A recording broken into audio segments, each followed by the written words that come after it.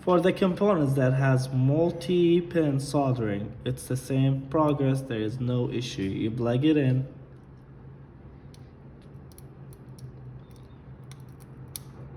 You go back again, you pinch it from the top and from the bottom.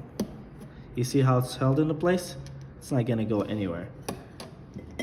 Now you can start soldering pin by pin.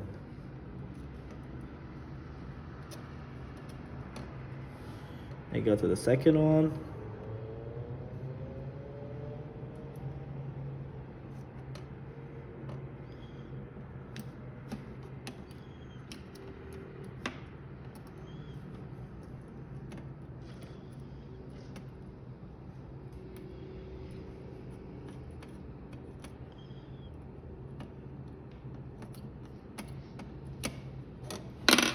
Here you have it.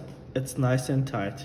One pro tip, when you want to plug your components, although you guys know all about it, I'm pretty sure, but it's healthy to say it again.